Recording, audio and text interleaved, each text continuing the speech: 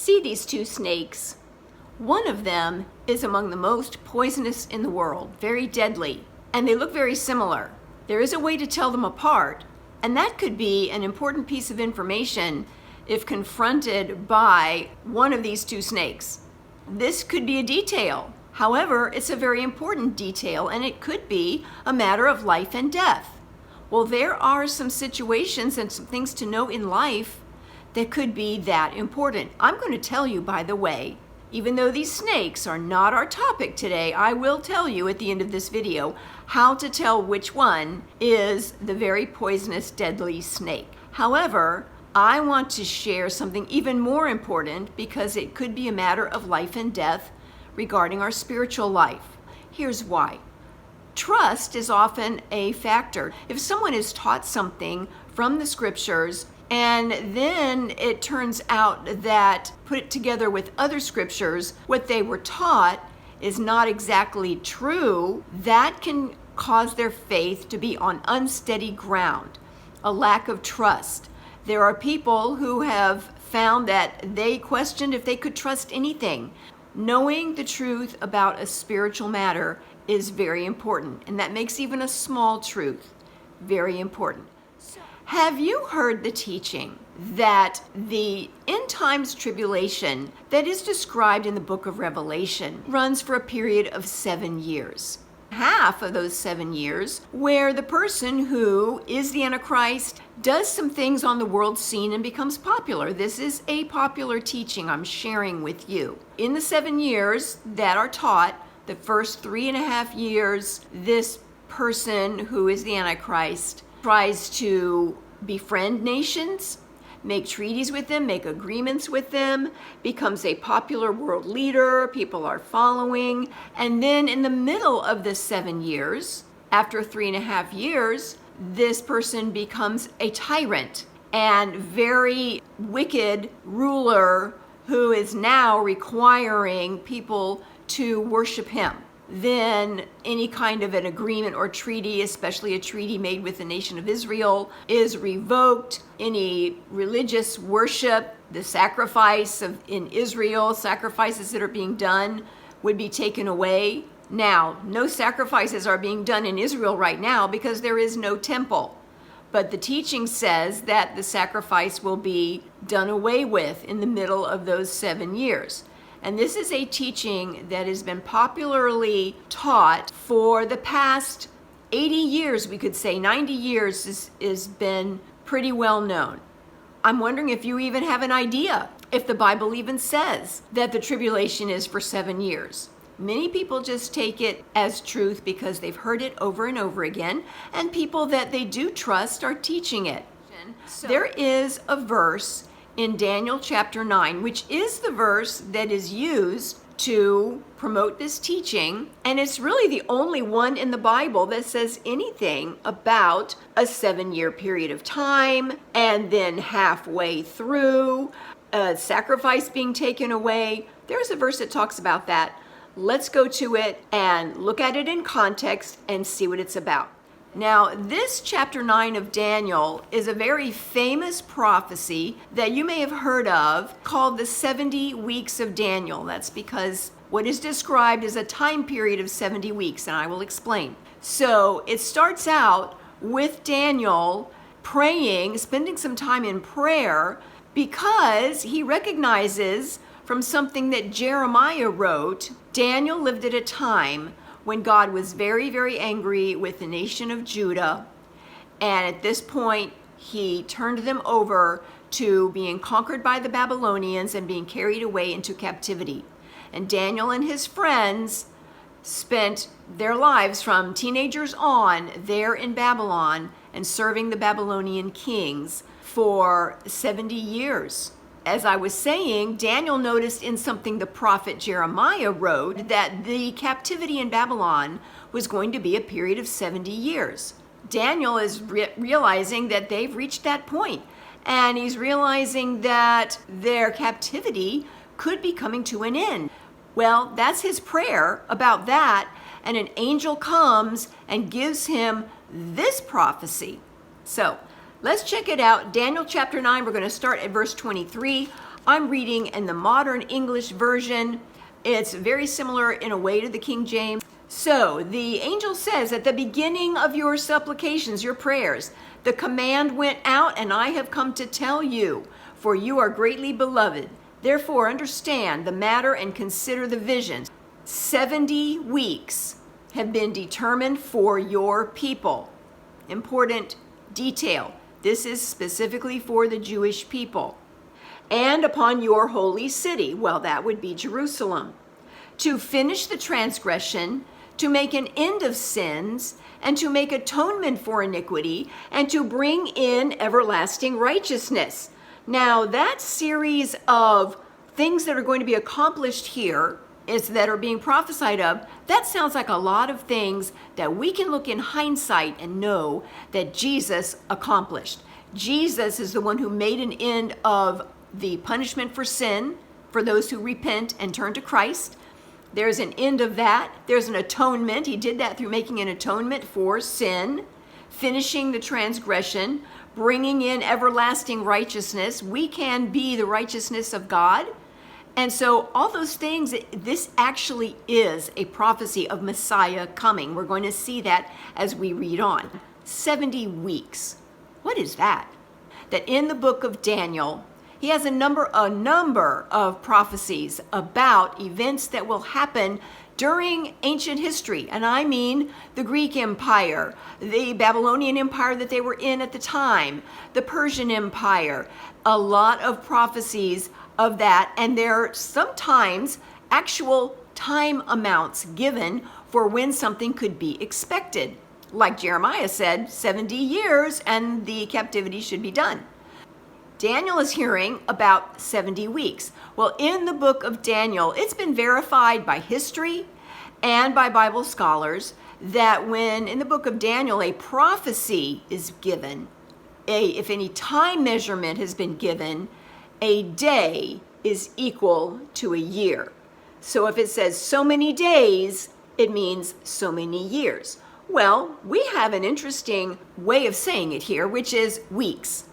Well, we know that a week is 7 days. And if a day is a year, then 1 week in this prophecy is going to be 7 years. Does that make sense?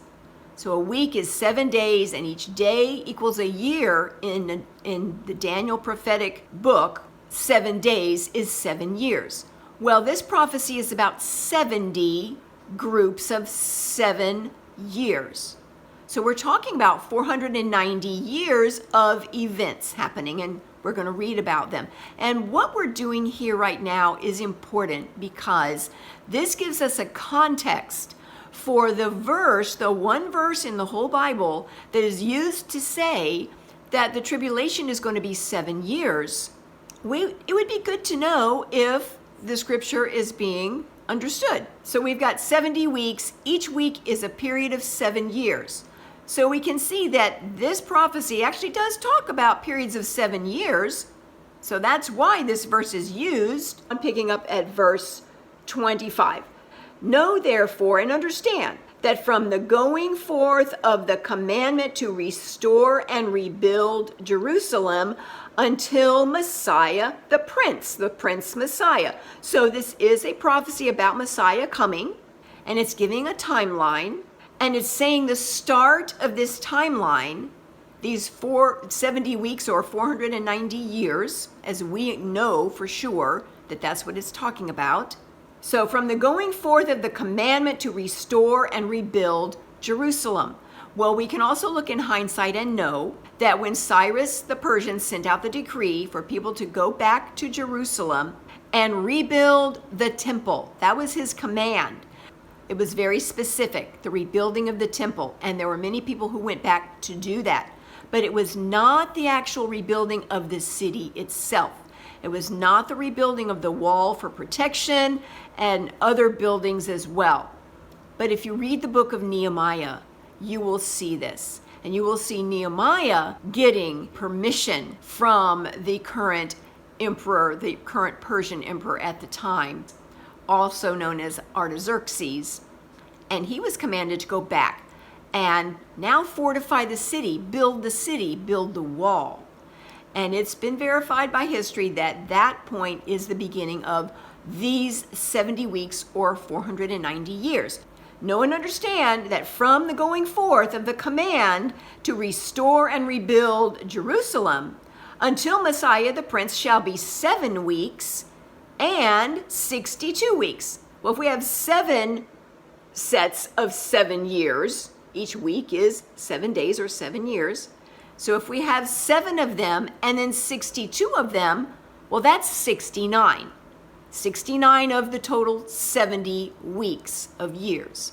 So what this is saying here, without it going into specifics, the rebuilding of Jerusalem was going to be a period of 49 years. And then from there, 62 weeks, then that's going to be when Messiah comes. And that actually has been checked out by Bible scholars. You have to use an awareness that a year for Israelites is 360 days, not 365, so that can throw off some of the math. If you want to research that, I recommend it. Josh McDowell and his books have some good information on that. You can find some other information. That's not our topic, but I want to point out this is a powerful prophecy of when Jesus was to come, and it happened. So, it shall be built again, the plaza and the moat, even in troublous times. You read Nehemiah, you will see this. And then after the 62 weeks, Messiah shall be cut off. Now, cut off means a violent death. And we know that that is what happened to Jesus, the Messiah. So, Messiah will be cut off. Oh, the rest of this prophecy has to do with after Jesus' death and resurrection. So, Messiah will be cut off, and it says, and shall have nothing. I think the King James itself has a better way of wording this. The Messiah shall be cut off, but not for himself. He didn't die that death for his own purposes. He didn't do that for himself. He did it for the sins of the world. A lot of times we understand prophecy doesn't give the full understanding when it's given. It's when the prophecy is fulfilled, the full understanding can come. And we have the benefit of that. After that, and the troops of the prince who shall come shall destroy the city and the sanctuary. So now Daniel is hearing about this new restoration of Jerusalem and the temple.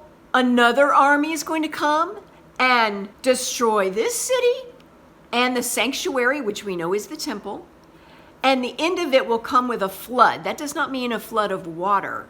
A flood is like a whoosh of action, just a flooding over of the army through the city, and a flow of blood. The bloodshed moved like rivers when this happened, because this event did happen after Jesus came, died, rose again.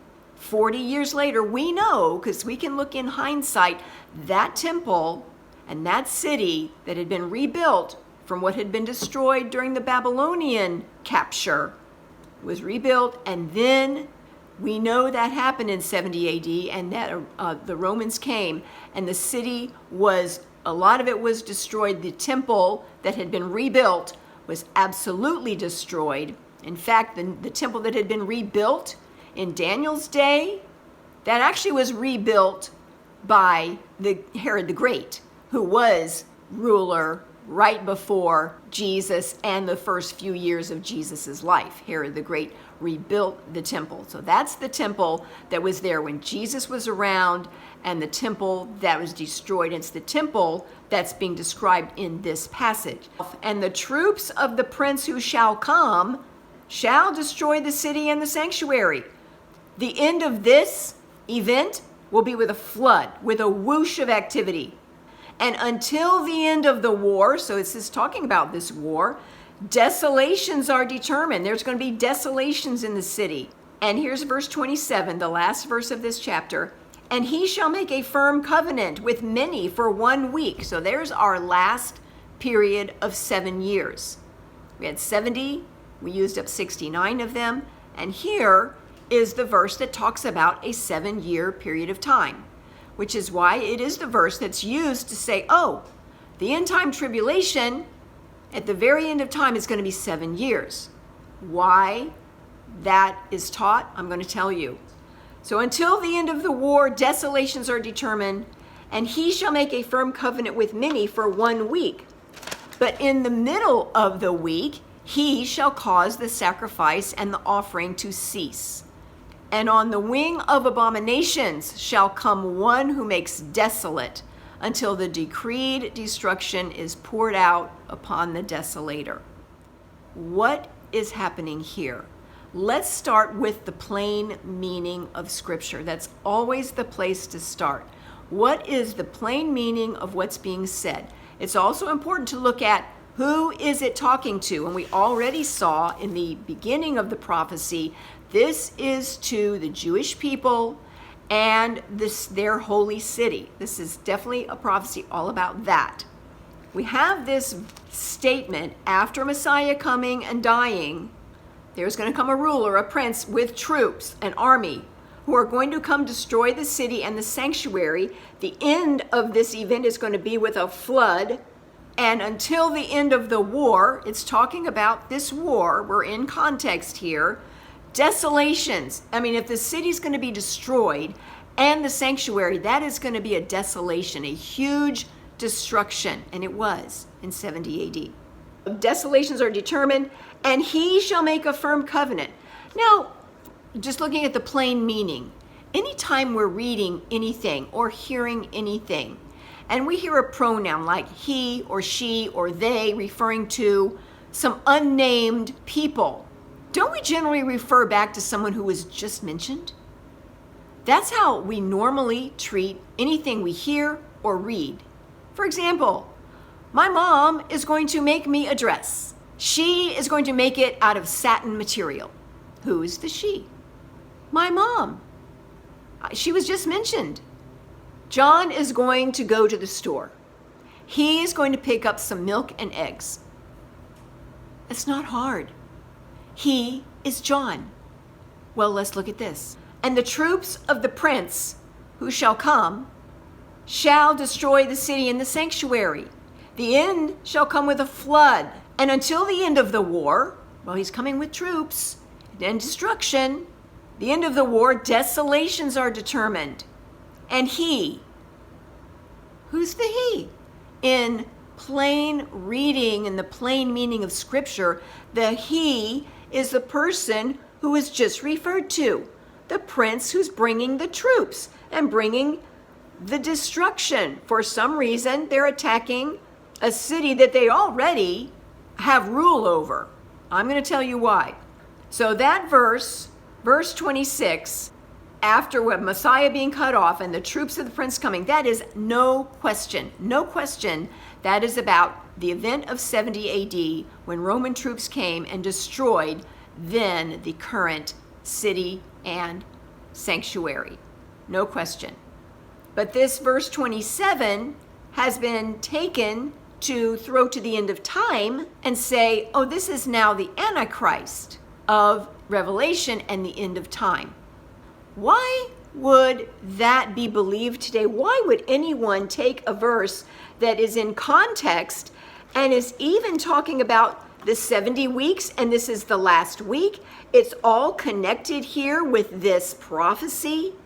Why would that be thrown to the end of time when it uses a pronoun that should refer back to the last person that was just mentioned? I'll tell you why. Because in the 1820s and 30s, there were people, particularly in England, smaller groups of fellowships and Christian believers who were outside of the Church of England, but they were doing some research, and different people were doing this and doing some research and looking to see, it's very possible that from what we've seen in Old Testament prophecy, that the Lord's return could be coming in the middle of the 1800s. And these people were living in the 1820s and 30s.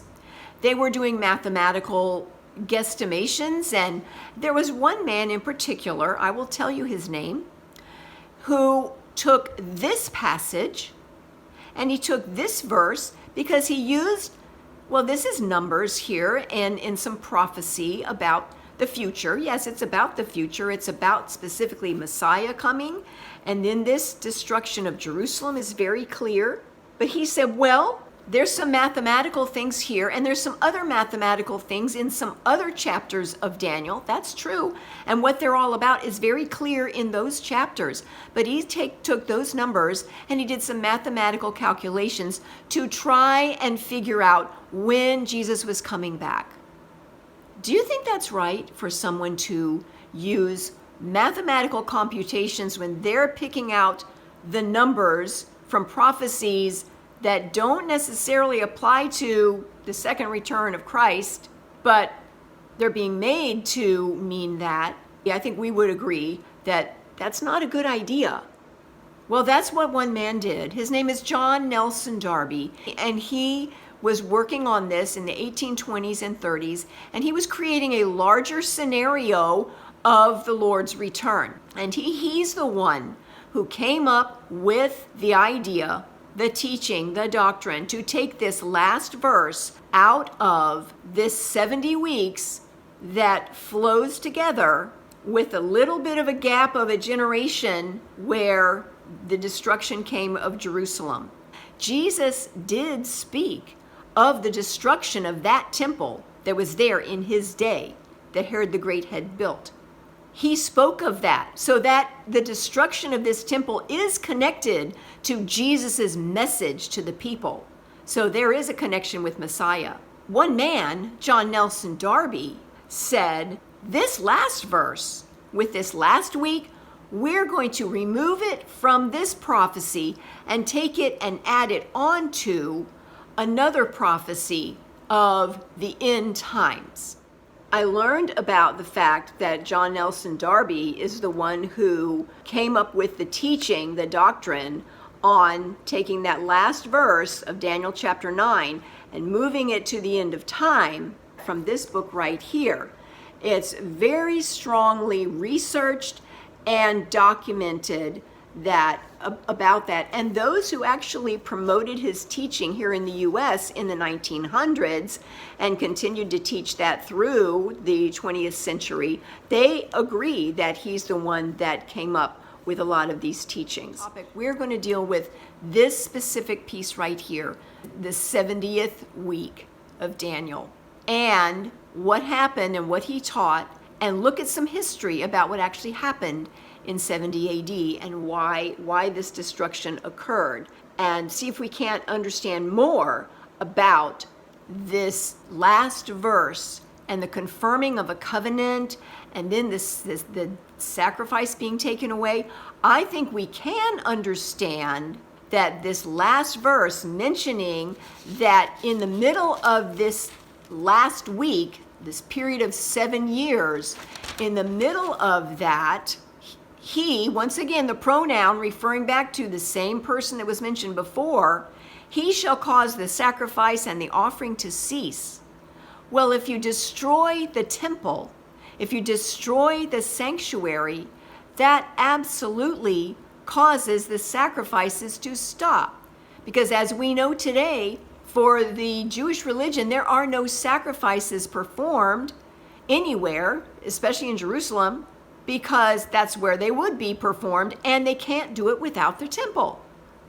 That right there, that statement of the sacrifice and offering ceasing, and he causing that, well, when you destroy the temple, there's no more sacrifices. That connects verse 27 to verse 26 about the prince coming and destroying the city and the temple. There is a connection there. Let's see if history proves out what I'm saying. Let's start with looking at what did Jesus say about the temple being destroyed. So, as we said, scriptures do document Jesus talking about the temple being destroyed. These statements that he made was the last week of his life. We see the triumphal entry into Jerusalem as one of the events that occurred, and some of the statements that he made to the religious leaders of his day were very strong. So we're going to start in Luke chapter 19, and that's going to be verse 37 through 34. And this is where he is in the Luke gospel, having that triumphal entry. And when he was coming near the descent of the Mount of Olives, the whole crowd of the disciples, remember he had more than 12. Many people are coming to Jerusalem for the Passover, and his disciples were coming with him. So there's a lot of people. We've got likely a few hundred people here, and they were rejoicing and praising God. They saw him, their Messiah, coming on a triumphal entry. They were getting excited. When he came near to the city, so this is still outside the city. When he came near, he beheld the city. He wept over it, saying, if you, speaking to the city, the people, if you, even you, had known even today what things would bring you peace, but now they are hidden from your eyes. And he's speaking to the people, many of whom are not hearing him say this. He's outside the city. He's surrounded by his disciples. He is speaking to people who have rejected him, who don't receive him as Messiah, who aren't believing in him. That's who he's talking to. But now they are hidden from your eyes. For the days will come upon you when your enemies will build an embankment around you and surround you and press you in on every side. They will dash you and your children within you to the ground. They will not leave one stone upon another within you, because you did not know the time of your visitation. You did not know the time of your Messiah coming to you, and you have rejected him. That goes for anyone at that time who saw him, knew of him, seen his works, and no, he can't be the Messiah. For whatever reason, they decided that. Religious leaders included. Notice he talks here about not one stone being left upon another. There's going to be enemies coming. There's going to be a war. He's talking about that. Now we want to pick up in verse 21, starting at verse 5 through 7. He's going to say more about this. Starting at verse 5. Some spoke of how the temple was adorned in beautiful stones and gifts. And he said, as for these things which you see, speaking of the temple and the beautiful adorning and the stones, the days will come when not one stone will be left upon another that shall not be thrown down. So he's saying that again, and he's making this statement very clear to his disciples. And they asked him, they who? The people who made the statement and that he said that to, right? They asked him, teacher, when will these things be, and what will be the sign when this is about to happen? They are specifically asking about this event with the stones being thrown down, not one left upon another. When will this be, and what's going to be the sign that this is about to happen? And we know this is his disciples. We also know this happened, this conversation here happened when they were private up on the Mount of Olives outside of the city afterwards. But Luke leaves out that detail, but we'll see that in Matthew. So that's the context, that's the setting. And so then he tells them a number of things. And the first thing he tells them is to beware. Don't be deceived, as some people come in my name. Some people saying they're Messiah, I'm Messiah, Messiah's out there. He says also a nation is going to rise against nation, kingdom against kingdom. There's going to be wars and famines. These things are going to happen in life. This is not the end when all these things happen. Don't worry about that. And you are going to be persecuted. You're going to be beaten. He tells them things that they can expect to see. And then he says in verse 20, when you see Jerusalem surrounded by armies. Now remember, when he was coming in on the donkey, he said to Jerusalem, the day is going to come when an army is going to come, and there are going to be embankments created around you, and you're going to be attacked, and not one stone is going to be left. He said that before he even came into the city. Then they were in the city. His disciples said, look at this great temple. And he said to them, not one stone is going to be left upon another. And then they said, when is this going to happen? So he told them a bunch of things they can expect to see. Then he said, when you see Jerusalem surrounded by armies, now he's back to that part, then you know that its desolation has drawn near. Notice the word desolation. That was a word used back in Daniel. We're going to see that again.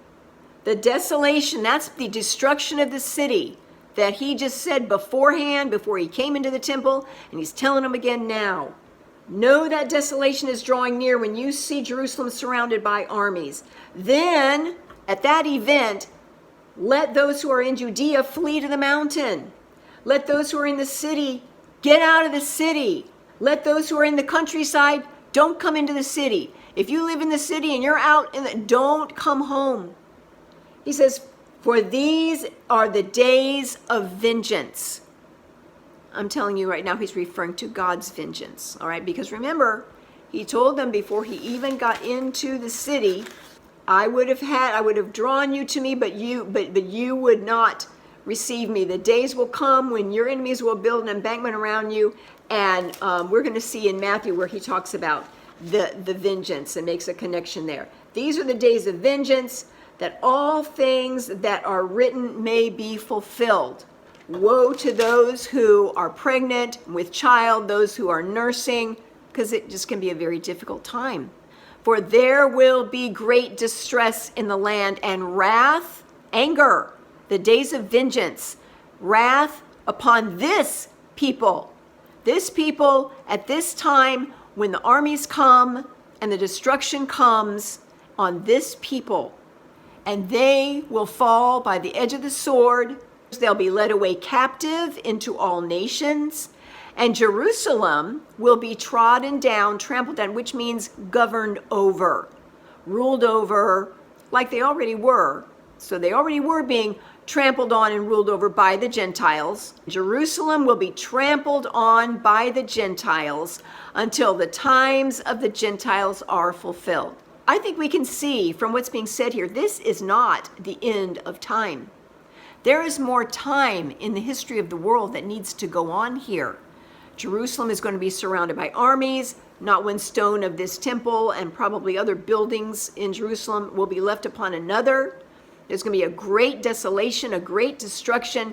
Many people are going to be killed with the sword. Others will be led away captive into all nations. This is not the end of time. There's plenty of time that needs to go on here. And Jerusalem will be trampled on or ruled by the Gentiles until the times of the Gentiles are fulfilled. There's a time when that would happen. This is not the end of time. This is the 70 AD event that is being mentioned in Daniel that we read after Messiah dies, and we know rises again and ascends. 40 years later, 70 AD occurs, and this event occurs. And people were taken away captive. Jerusalem and the rest of Israel was ruled over by the Romans, and then after that, other groups that came in. Jerusalem was ruled over, governed by Gentile groups for about 2,000 years. Now, let's go and read the Matthew version of this exact same thing. We will see parallel information and we'll see some additional information. We put these two Gospels together in what they say about this, and we get the full picture. So Luke uses armies surrounding Jerusalem. Matthew version is going to use a different clue. So let's go to that. Matthew, we're going to start reading in Matthew 23 so we can get a specific thing that Jesus says to the religious leaders. Matthew 23, starting at verse 33. This is the passage where he was saying, "Woe to you, scribes and Pharisees! Woe to you, religious leaders! You do this and you do that, and you don't teach the people rightly. And woe to you! How can you escape the damnation of hell?" He says that right here. Verse 33, "You serpents, you generation of vipers, how can you escape the damnation of hell?" And by that he does mean the lake of fire that goes on forever. "Therefore I send you prophets."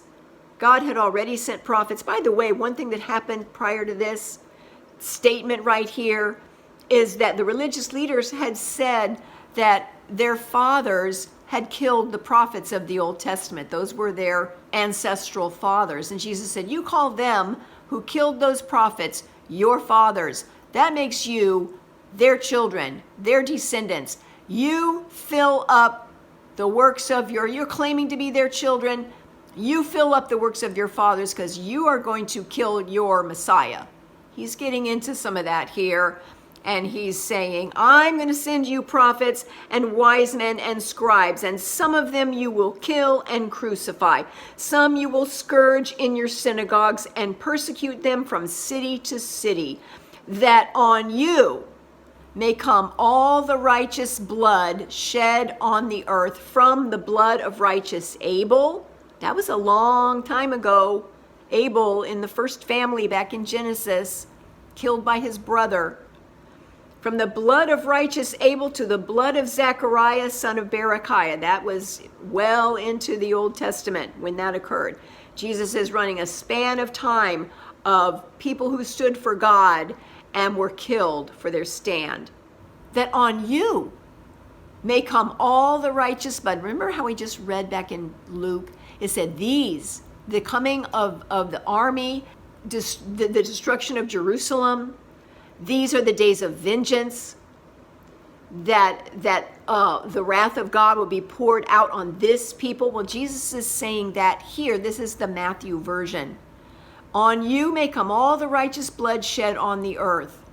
From Abel to the son of Berechiah, Zechariah the son of Berechiah, whom you murdered, because you were claiming to be the descendants of those people who killed him. I'm connecting you with them. You murdered Zechariah between the temple and the altar. Truly I say to you, all these things will come on this generation. And we know that the destruction of the temple and all the horrific things that happened there, that was 40 years after Jesus' death, resurrection, and ascension. As of course we know Jesus' death, resurrection, and ascension was approximately the year 30 AD, 33 AD, depending on which scholar you're reading and the timing that they used, but it was right in there. 40 years later is 70 AD. So then he laments over Jerusalem. Same thing we read in Luke. Jerusalem, Jerusalem, you who kill the prophets and stone those who are sent to you. How often I would have gathered your children together as a hen gathers her chicks under her wings, but you would not. Look, your house is left to you desolate. There's that word again, desolate. And we saw the word desolation back in Daniel. Your house, he's talking about your temple, your house of God. I tell you, you will not see me again until you say, blessed is he who comes in the name of the Lord, and your house is left to you desolate. And this is where now they're in the city when this happens, and he has all this railing over the coals of the religious leaders. They definitely have to get rid of him now. And they're departing out of the temple. And as they're leaving the temple, his disciples, so how we know this, we know it's his disciples that said how beautiful the temple was. His disciples came to him, showing him the temple buildings. And Jesus said, do you not see these things? Truly I say to you, not one stone shall be left here upon another that shall not be thrown down. Now it's the parallel passage we just read in Luke. That's why we're hearing the same things. And that's a good thing, because you know the Bible mentions, let everything be confirmed in the mouth of two or more witnesses. Well, here we have two witnesses of Bible times, eyewitnesses, and Luke, who did tremendous research for his gospel, and similar things being said a little differently, giving us more information as we put them together. Okay, so then his disciples had learned a few things. That as he sat on the Mount of Olives, the disciples came to him privately and said, tell us, when will these things be? Just like they asked back in the Luke version, when is this going to happen? This massive destruction of this humongous temple with some very large stones. So they asked Jesus 3 questions here. Tell us, when will these things be? Speaking of the destruction of Jerusalem. And what will be the sign of your coming? Now they bring in some end times, your return. They bring in that topic, and the end of the world. So Jesus talks about a few different things in this passage. He does talk about end times things, which is what has given many people the idea that Jesus referenced that we're going to get to about the desolation of Jerusalem. They get the idea that that must be an end times event. Some people, when they teach this, think this must be an end times event because he goes into end times things. later on in the chapter. But they asked 3 questions, or you could even say 2. When will these things be about this destruction of the temple? And what will be the sign of your coming and of the end of the age? So Jesus answers just like he did in the parallel passage in Luke. He goes and says, don't be deceived by people coming along and saying they are the Christ. Also, nation will rise against nation, kingdom against kingdom, famines, epidemics, earthquakes, all these things. These are things that are going to happen just like they already do happen. These are the beginning of sorrows, but that's not the end. He goes into things that the disciples can see and people who live on as believers can see happen. And then he says, when you see the abomination of desolation spoken of by the prophet Daniel, Jesus does specifically say what I am talking about here was spoken of by the prophet Daniel. When you see the abomination of desolation, Luke says, when you see the armies surrounding Jerusalem, know that the desolation is near. So their armies surrounding Jerusalem are connected with the desolation. Here, Jesus says there's an abomination of desolation that is spoken of by the prophet Daniel, standing in the holy place. Now, there's something that's going to be going on in the temple. Oh, Luke says when you see armies surrounding Jerusalem. Matthew says when you see the abomination of desolation spoken of by Daniel, standing in the holy place. So when this happens, the temple is still going to be there because it says standing in the holy place. Is there something that happened back then in the temple, in the holy place, that created an abomination and was a part of this desolation? There sure is. There sure is. I'm going to share it with you. Let's just finish Jesus' statement here. And Matthew makes a parenthesis. Let the reader understand. Know what we're talking about here regarding Daniel. Well, it's talking about when Daniel spoke of the destruction of the temple, because that's what Jesus is talking about here. If he's telling the Jews, your temple is going to be destroyed and not one stone's going to be left on another, he repeats that to his disciples when they say something about the beautiful temple, and they ask him a question. When is this going to occur? And what is the sign of this? You think he's going to not answer their question? Yes, he's going to answer their question. Later on in the passage, he also tells them the sign of his coming. I'll just throw that in here. It's verse 30. Then, after all this, later on, the sign of the Son of Man will appear in heaven, and all the tribes of the earth will mourn. This is whenever people are going to see him. That's the sign of his coming. This abomination of desolation, standing in the holy place, spoken of by the prophet Daniel. And Daniel says there's going to be a prince coming with troops. Is going to destroy the city and the sanctuary. And there are going to be abominations. Before the overspreading of abominations is the way the King James put it. My version that I read earlier says on the wing of abominations.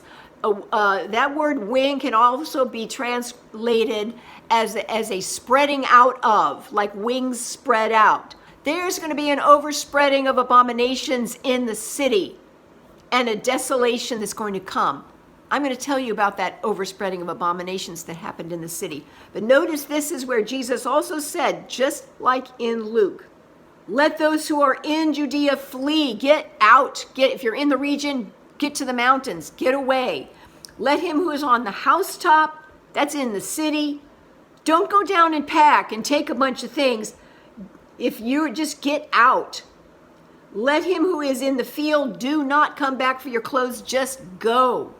If you're in the city at this time, you're going to wish you were out. Woe to those who are with child and to those who nurse in those days. Pray that your escape is not on the Sabbath, for then will be great tribulation, such has not happened since the beginning of the world until now, no, nor ever shall be. He's connecting all this with the abomination of desolation, which Daniel mentions in his prophecy, and Luke mentions all these things about flee Jerusalem. When you see the armies coming, get out, which That's almost a little bit too late, but we're going to see that some people still could get out even though the army was there. This is going to be great tribulation. We saw that in Luke. Same statements, same information. The army's coming to destroy Jerusalem. This is clearly talking about the destruction of the city, just like that prophecy in Daniel said, this is about your people and your city. This is not about something happening worldwide in the end times, connected with a worldwide leader of the Antichrist. This is something that's happening right there. That's what was said. And Jesus did refer back to a statement in Daniel that talked about what he had talked about, Jerusalem and the temple being destroyed, which, by the way, was very clear in Daniel. This is going to be after Messiah is cut off, dies a violent death, 70 AD, and he warned people about that. He had some warnings that he gave even when he was carrying his cross and people were crying for him. He said, don't cry for me. You cry for your children. So that's a great foundation of what Daniel says and what the scriptures said in the Gospels, of what Jesus said. What happened in history that fulfill all this and match both of these gospel passages? What happened? Remember the Jewish zealots of Jesus' day? These were men who were insurrectionists that wanted to overthrow the Roman government, did not think it was right that God's people were ruled by a Gentile power. And so they would stage insurrections here and there, and some of them would get arrested. You may remember Barabbas, probably the most famous because he was named in the scriptures. Pilate used him as a gift offering that he offered every Passover, that he would release a Jewish prisoner to the people. And the scriptures say Barabbas was wanted for insurrection and murder. The reason why I bring that up is because we don't know everything that these insurrectionists did. However, in the historical account I'm going to share with you now that comes from someone who lived during that time, they would also turn on their fellow Jews. If any Jew or Israeli person did not agree with their particular insurrection at the time, they would turn on them and conscript them into service or kill them. Come 65 AD, the insurrectionists had grown to a point where they were staging insurrections really all over the region of Israel. They were in the smaller towns and Jerusalem in the southern area. And actually, one of the generals whose responsibility it was to fight this off and squelch this insurrection was killed by one of them.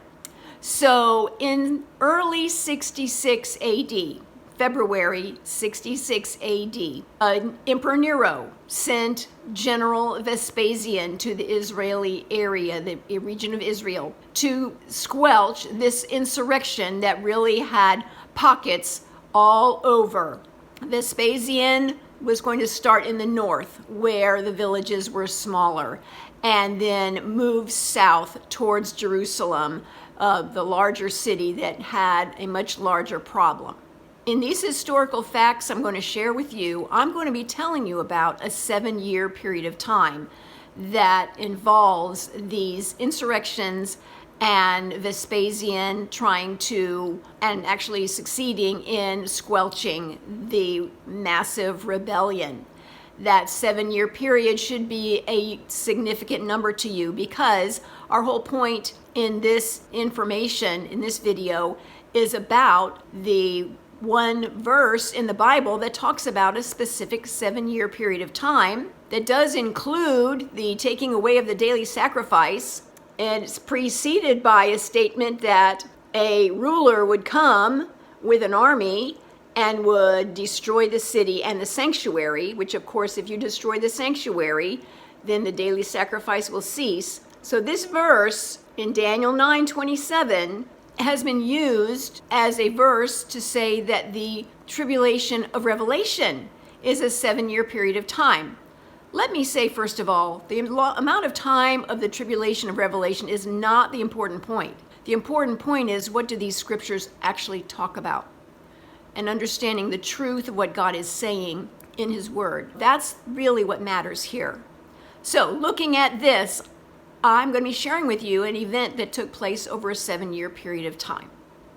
So in February of 66 AD, Emperor Nero sent General Vespasian to the region of Israel to squelch this ongoing rebellion from these Jewish zealot insurrectionists. During some of this time, I'm going to be reading from a manuscript that I developed from months of research after looking at this event in an eyewitness book by a man who you've probably heard of named Josephus. If you haven't heard of Josephus, he was commissioned actually by Vespasian to document the history of the Jews. What happened, the backstory on that is that, interestingly enough, Josephus was one of the insurrectionists and was helping with the insurrectionists in one of the smaller towns when Vespasian and his troops conquered that town and squelched the uprising. Then Josephus was hiding because he knew he was a dead man. He knew he was guilty and they knew it and they were going to find him. He spent days in hiding.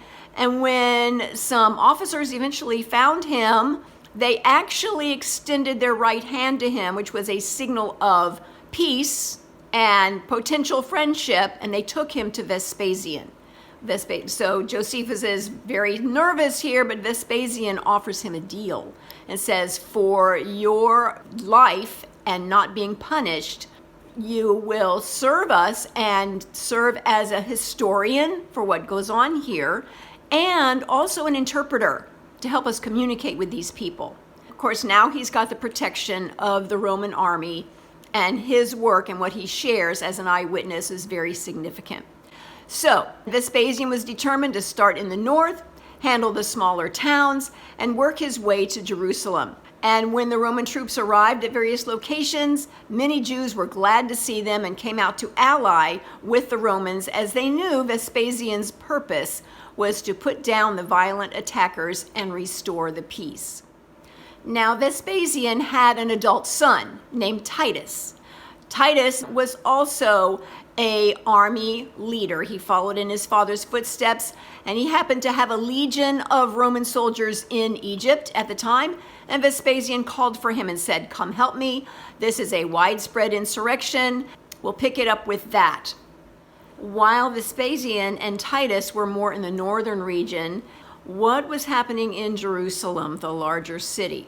During this time, there was a chief Jewish zealot insurrectionist named John. He came to Jerusalem and he teamed up with like-minded people and plundered and killed those Jews who did not agree with their revolt.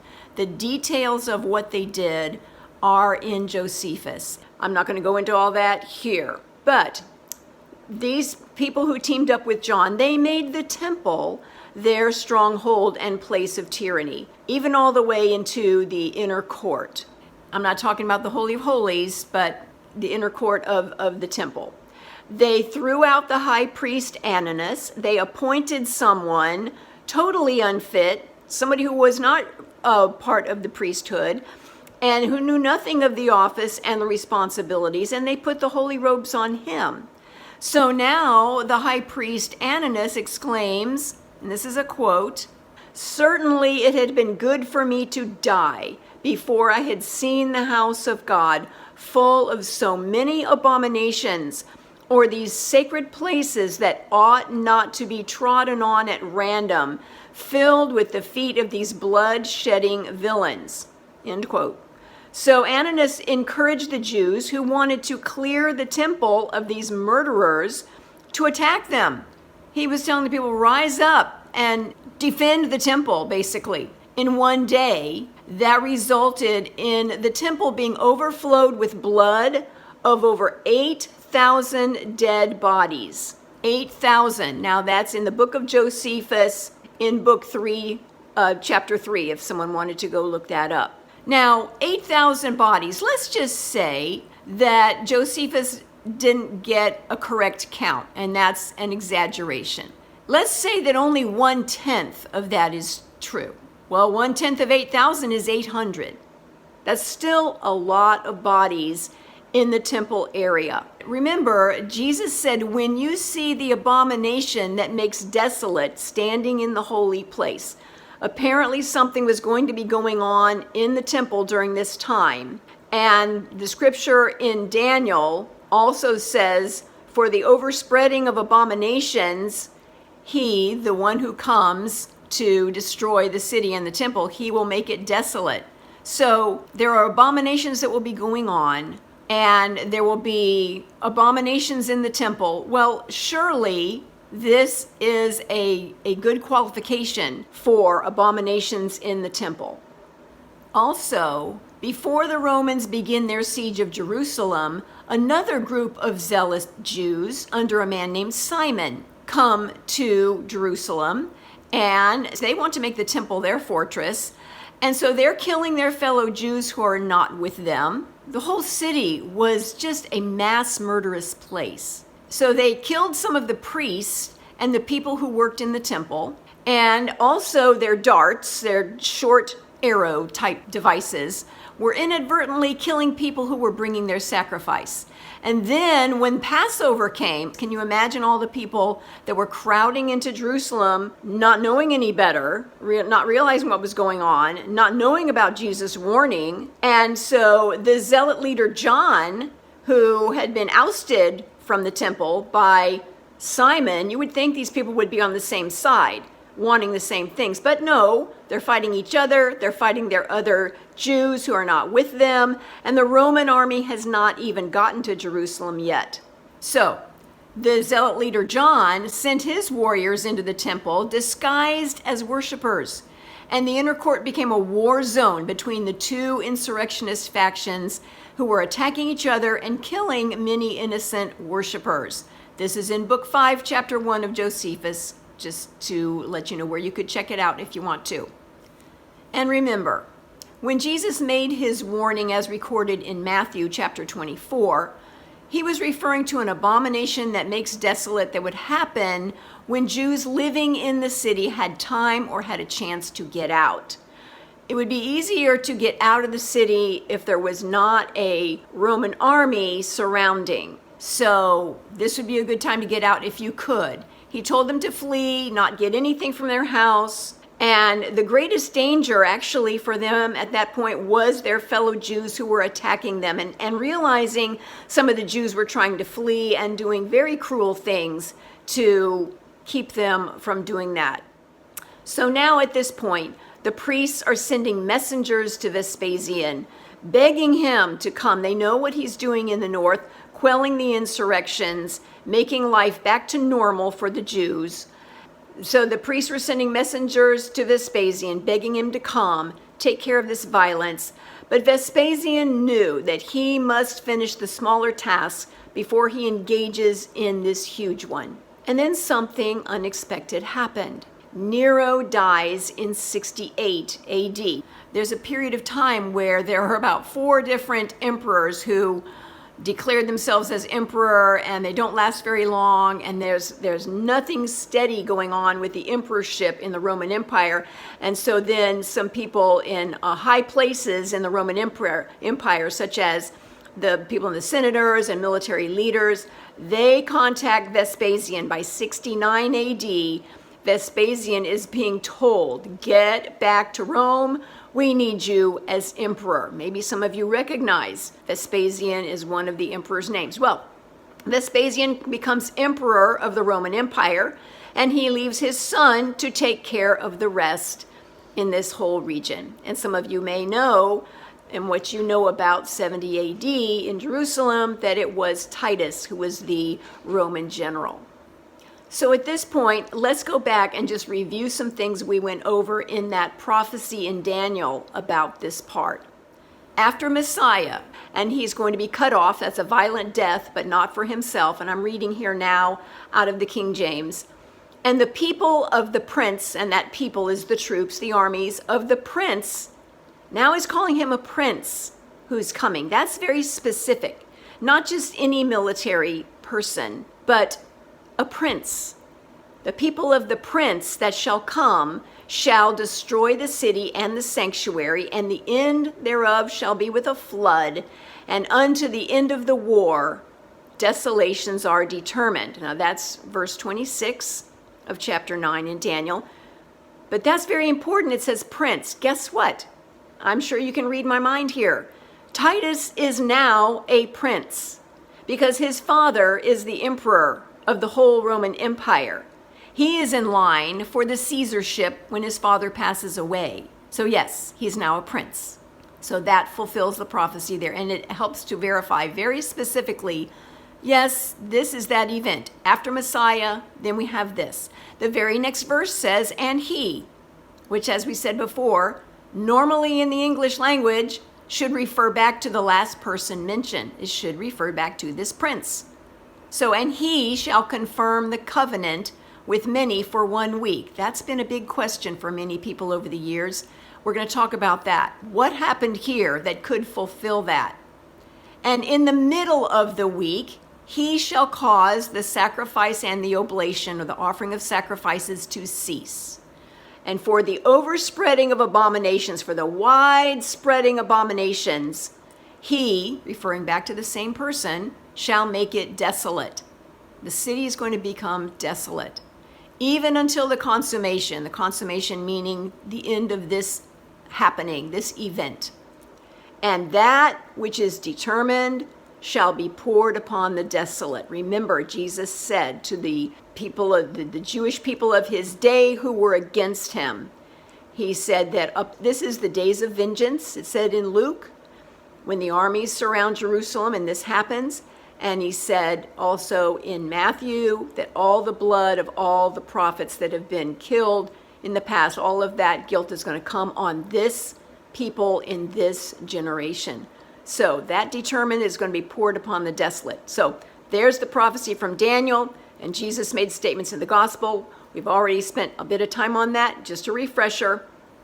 Also remember that when Jesus said as recorded in Matthew 24, that he said the abomination that makes desolate is standing in the holy place, that is a warning sign, because that's what his disciples asked.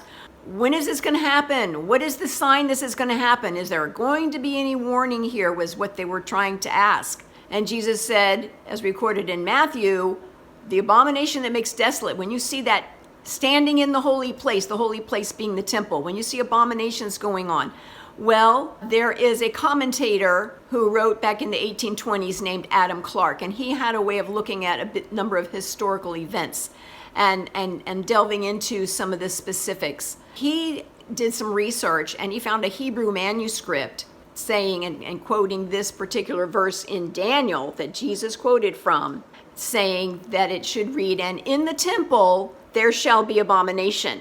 Well, that makes it pretty clear. So that verse, just giving some background and validity and connection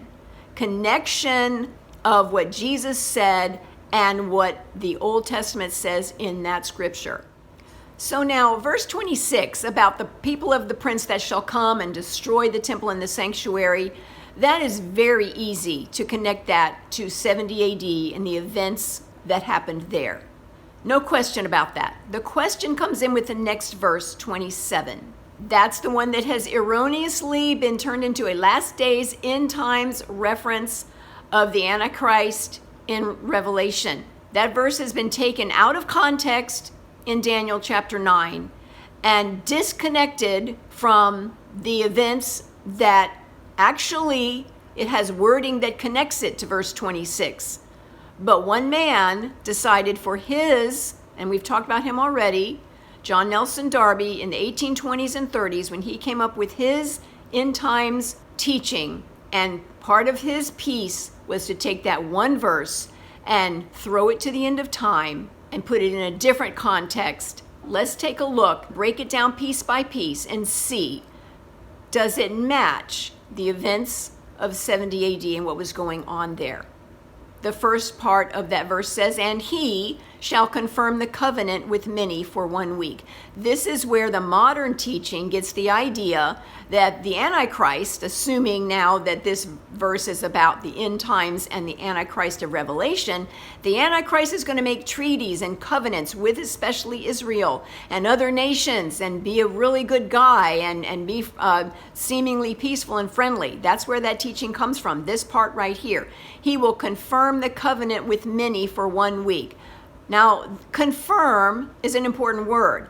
To confirm something, that word actually, if you were to look at the original definition from the Hebrew, it means to make something stronger, to strengthen something. Confirm a covenant means to confirm something that's already in existence.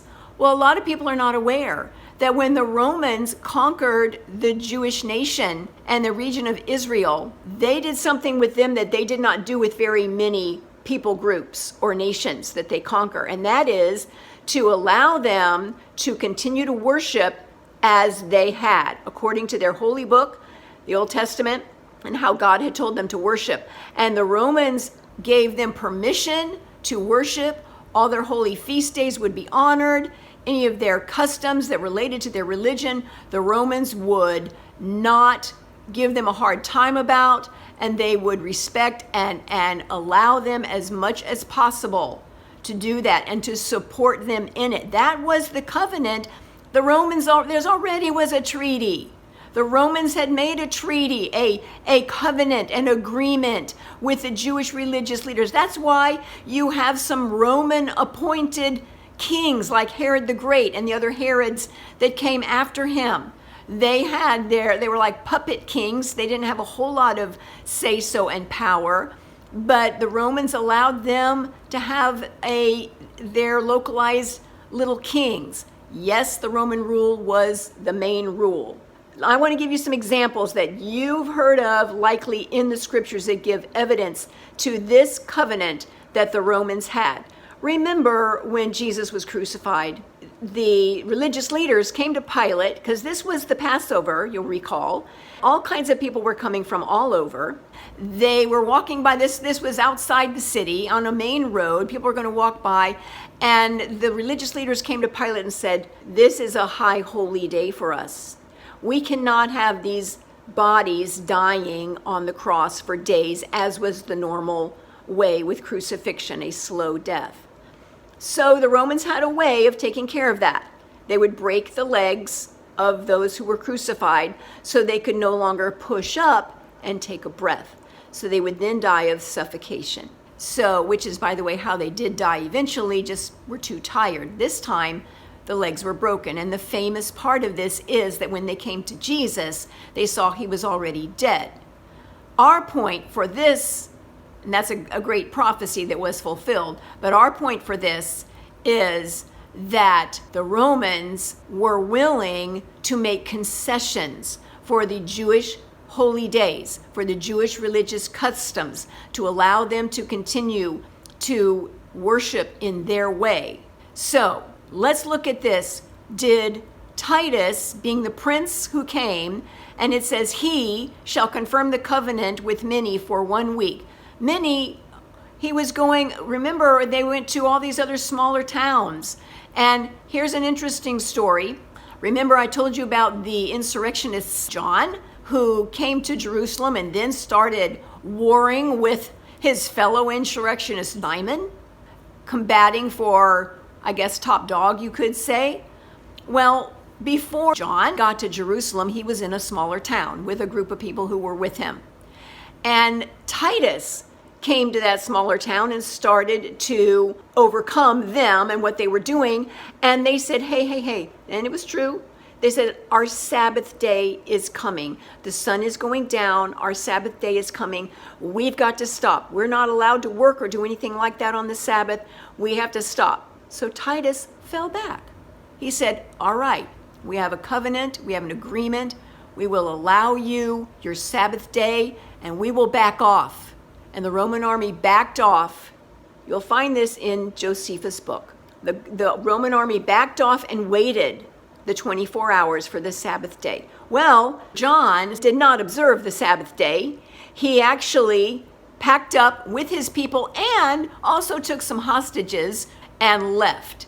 They went to Jerusalem. That's another example of how the Romans, what they did to confirm this covenant. When Titus does get to Jerusalem, Titus pleads with the Jews who are responsible for the uprising to leave the temple, change your place of warfare. We will not, you move. And the Romans were outside the wall right now. They had a very hard time.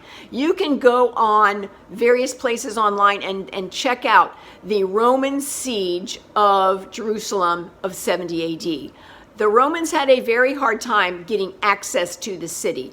And Titus was outside. Josephus was there being interpreter and writing down what was going on. And Titus was telling them, leave the temple, do not desecrate your temple, change your place of warfare, we will back off, we will let you move. Out of respect to the temple, do not pollute it. Titus was saying you're polluting the temple. He promises the Romans will not come near it. That is in book 6, chapter 2 of Josephus. Also, the Romans confirmed their covenant of peaceful rule with any Jews that were not a part of the insurrection, any Jews that were not in opposition to them to come out. That's why Jesus said, when you see the armies surround, in the Luke version of this, Jesus said, when you see the armies surround, leave. Well, some of the Roman soldiers allowed the people to leave. The officers were aware and made a difference with people who were innocent of the insurrection. Some of the other soldiers, every Jew was guilty, and you could end up dying trying to get out. Now that the Roman army was out there, of course, the insurrectionists were killing you too if you were trying to get out. It was a bloody, horrible, horrible time. Here are some who were with the priesthood. This is about confirming the covenant still. Lots of information that just shows that this event of these days fits this verse. Watching for the proper opportunity when they might quietly get away, they fled to the Romans, of whom were the high priests, Joseph and Jesus. Jesus being a Greek version or English Greek version of the name Joshua, actually. So these were sons of the high priests, and many others of the nobility went over to the Romans. Now, Josephus would call Titus Caesar because he was son of Caesar. But Titus not only received these men very kindly, but also knowing that they would not willingly live after the custom of other nations. So he didn't just send them off to a Roman province somewhere. He sent them to a local town named Gophna, which was at peace now. And he told them to remain there for the present time. He told them that when he had gotten clear of this war and put all this down, he would restore each of them to their possessions. So they cheerfully retired to that small city without any danger. And this is a quote, by the way, that I'm reading from Josephus. And then when Titus was trying to encourage other people to come out to not stay in the city and get away from the insurrection if they could, he brought back those men that he'd sent to Gophna just so he could give them as evidence that they're helping people to get out. He gave orders that they would go around the wall with Josephus and show themselves to the people in the city. And when people saw that, they were encouraged, and many fled to the Romans. So they were trying to honor a covenant of peace, a covenant of helping them to live by their religious standards and customs. So now remember, it says he will confirm the covenant with many for 1 week. That's the full 7 years. The 1 week is 7 days, a day, each day in Daniel prophecies being a year. So that's the 7-year period. So yes, we are talking about a 7-year period, which is where the teaching comes from. If you take this verse, remove it from its current context, throw it into a totally different context of thousands of years later into the end times of Revelation, that's where the 7-year teaching comes from this verse. But there's a problem here.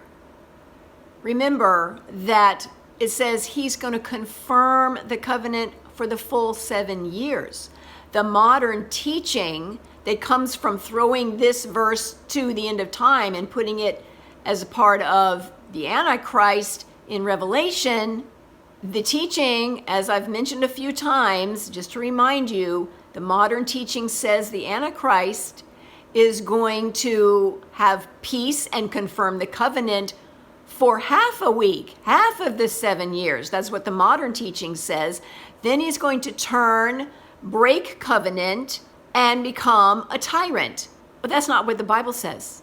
The Bible says that the covenant, whatever covenant it's talking about, is going to be confirmed for the full 7 years.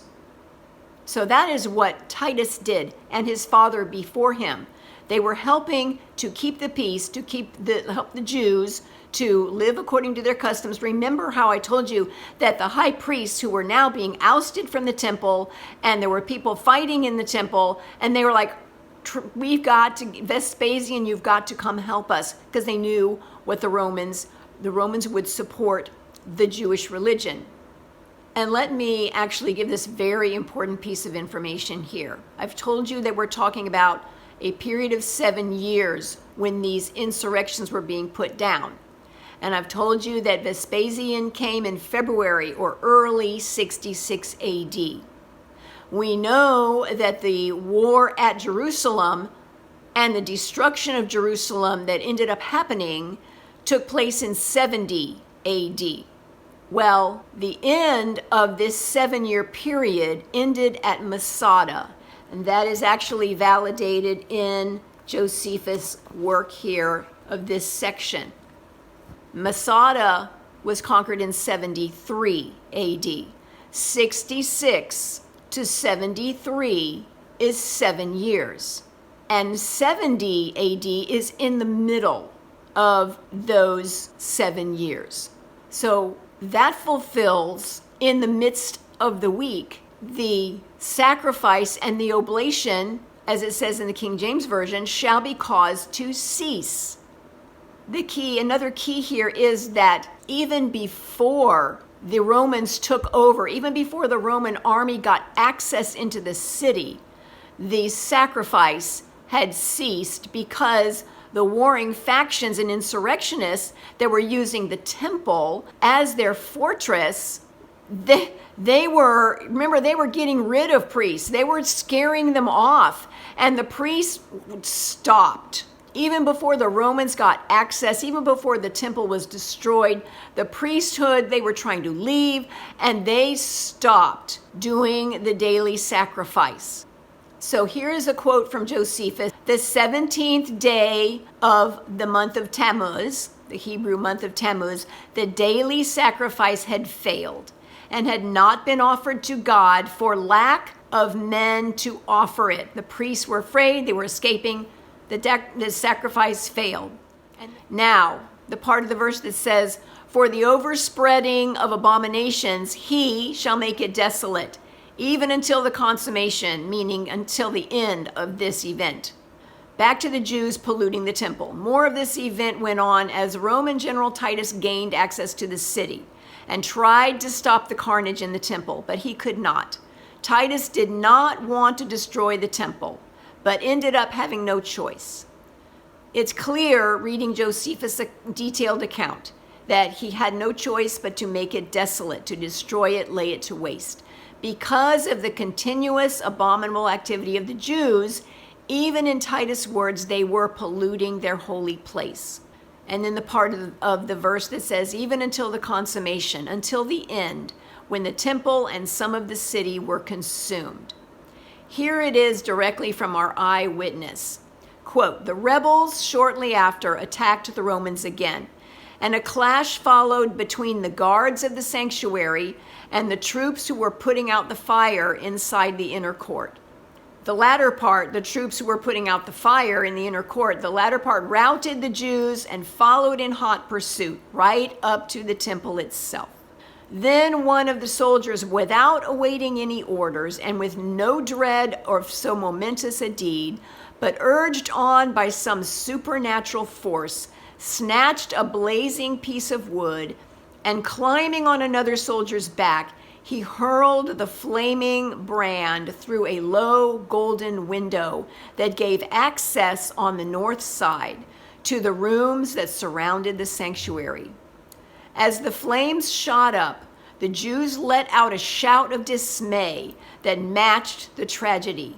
They flocked to the rescue with no thought of sparing their lives, for the sacred structure that they had constantly guarded with such devotion was vanishing before their eyes.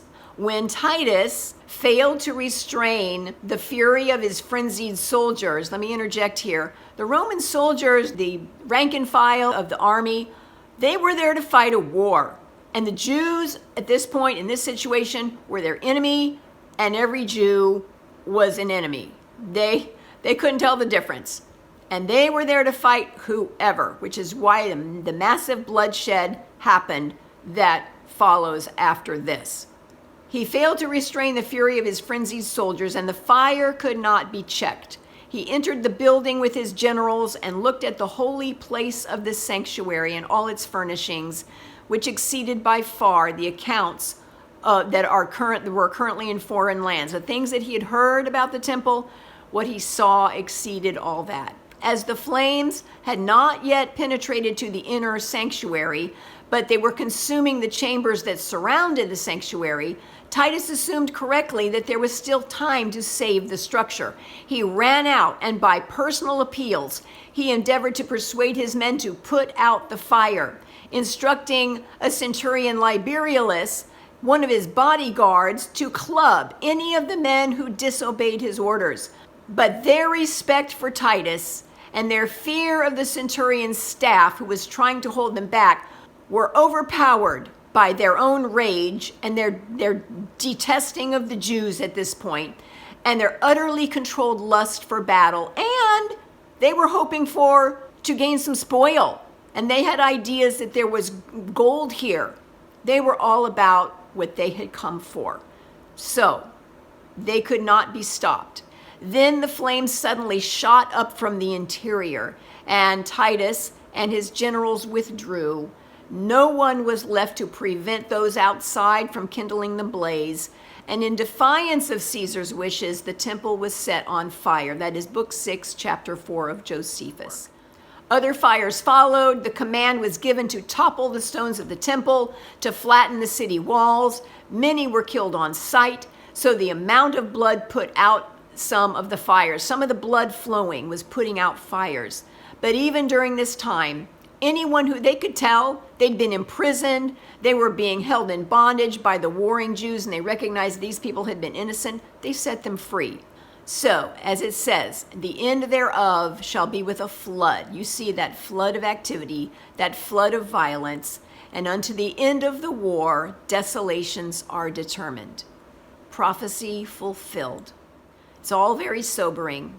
The Jews did not want their temple destroyed. Roman General Prince Titus and the Roman leaders did not want the temple destroyed. But folks, from Jesus' prophecy, God wanted it destroyed. Note the amazing word above. Then one of the soldiers, without awaiting any orders and with no dread of so momentous a deed, but urged on by some supernatural force, snatched a blazing piece of wood and threw it into the temple. Now, that it was written by eyewitness Josephus, and we have no reason to think that he was that aware of everything Jesus had said about the temple. There's no direct connection made here, and sometimes Josephus would do that and mention Jesus in some of his writings, but it's something that Josephus saw with his eyes and the impression that he got of what he saw. When the Lord Jesus, God in the flesh, died on the cross, the veil in the temple separating mankind from God was torn from the top to the bottom by God's hand. Jesus was the Lamb slain for the sins of the world. There was no more need for the symbolic sacrifices of animals, which did nothing to cleanse someone of their sins. God was finished with the use that he'd had for the temple. The temple had definitely stood for his dwelling place and the place of offering of sacrifice that were symbolic of the one who would come to pay the price for the sins of the world. Now, God wanted the sacrifices to stop. This is Matthew 22, 1-7. And Jesus answered and spoke to them again by parables and said, "The kingdom of heaven is like to a certain king, which made a marriage for his son, and sent forth his servants to call those who were invited or bidden to the wedding. But they would not come. The rest took his servants and treated them spitefully and slew them. So this is a reference to God making a marriage for his son. God, you have the Trinity, the Father, the Son, and then you've got the servants who were sent out to invite those to come. So these are the apostles and the evangelists and all of us who are inviting people to come have a part. And then there were those who killed them and those who had killed the prophets before them. Jesus is making reference to all of that. But when the king heard about this, his messengers and servants being killed and mistreated, when the king heard about this, he was angry. He sent forth his armies and destroyed those murderers and burned up their city. Burned up their city. Jesus was putting out a warning in parable form. Note how the king in the parable, representing God the Father, sent his armies. They were his tool to perform his will. And Jesus carrying his cross, there were some women weeping for him. This is Luke 23:28. Daughters of Jerusalem, don't weep for me. Weep for yourselves and for your children. As Jesus told his disciples when warning that people should flee Jerusalem, that this would be the greatest tribulation ever. That's right there together in both Matthew and Luke when he was talking about these events. He said, when you see these things happening, either the abomination in the temple or the armies surrounding Jerusalem, as in Luke, flee the city, don't pack, don't get anything. If you're out of the city, don't come back. And this would be the greatest tribulation ever. Matthew 24, then shall be great tribulation such as was not since the beginning of the world to this time, no, nor ever shall be. Today, after the promotion in the 20th century of this modern teaching that puts this last verse of the 70 weeks of Daniel, puts it in Revelation, because of that, many people have seen Jesus' words as this will be the greatest tribulation. They see that as happening in the book of Revelation. They think surely the tribulations described in Revelation must be the greatest that would ever be. But this is due to many Bible teachers having tunnel vision when reading Matthew 24 and not also looking at Luke 21, which talks about the same event, says the same things about get out of the city and stay out. If you are out of the city, stay out. The Jesus statements make it clear that this is not the end of time. People will be taken captive and sent into slavery when this desolation occurs. And that is what happened. Josephus accounts for that. And Jerusalem will be controlled by the Gentiles until the time of the Gentiles is fulfilled. That's a long period of time. Why would he say the greatest tribulation ever before or ever shall be if there was going to be no more time after this, if we'd already reached the end of time? No, the Luke version put together with the Matthew version tells the complete story. Josephus' record says the multitude of those that died exceeded all the destructions ever. He says that there were over 2,700,000 people in Jerusalem because many had come from all over for the Passover. Well, whether there were exactly that many, we're not sure, but there was a huge number of people coming from all over, which was typical for decades at that point. Josephus says that 97,000 were taken captive to work in the mines or die in the Colosseums. 1,100,000, because back then there was no word for million, but 1,100,000 perished by famine or cruelty from insurrection, Jews, or Roman execution. Now, I do want to make it clear that the main point of this is not whether the tribulation in Revelation is 7 years. That's not important. What is important is that we read the Word of God for what it says and see what it's really talking about, follow it, and not follow what someone else has put in our head about what it means. Read the Word for what it says and rightly divide the Word of God, meaning let's put scriptures together that go together because we can tell by the context of what's being said that they go together. especially if Jesus is talking about the temple being destroyed, the city being destroyed, and that they are to get out of the city. And he quotes from Daniel, the exact words that are there in Daniel. That is such a linchpin we cannot ignore. The other thing is that we have historical events that today we can look back on. We know the temple of Jesus' day that he was talking about, this temple is going to have not one stone left on another, and your city is going to be surrounded by armies. He was talking about that event, and this happened in 70 AD. The wars with the Jews started in 66, and they ended at Masada in 73. That's a 7-year period, with 70 AD being in the middle of that 7-year period. Therefore, the abomination of desolation mentioned by the prophet Daniel, which Jesus referenced, has been fulfilled. There is no event connected with Daniel 9:27 that we should expect in the future. No statements in this verse are referring to any events described in the book of Revelation. This is the important part. So Christians can stop looking for things that have already happened. They can stop looking for some political leader to come up and start making treaties, etc. And what's happening here? And this person is now making a treaty with Israel. They must be the Antichrist. Let's know what the Bible really says. That's what's important. Understanding truth helps God's people have their eyes open to what God has told us to be ready for, not looking for the wrong things. People's faith can be shaken when they hear false teaching and events don't unfold as they expected. They can then begin to question other things that they thought were true, even wondering if we can even know truth. And so many people today are saying, we can't know what's true, we can't trust this teacher says that, this teacher says that. Let's read it for ourselves. Let's study and show ourselves approved, studying the Word of God, to be a workman that does not need to be ashamed, rightly dividing the word of truth. Knowing the truth gives light to our path. It provides greater confidence and more sure footing as we walk out our days, trusting the Lord's guiding hand.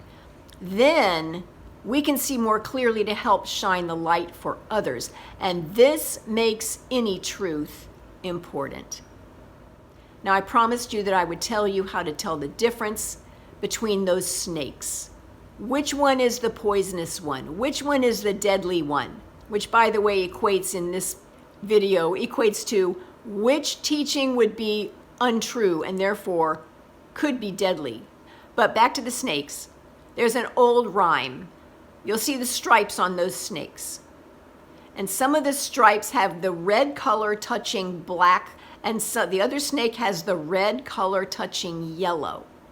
The rhyme goes, red on black, friend to Jack, or venom lack, meaning the one with the red on the black is not the poisonous snake. Red on yellow, kill a fellow.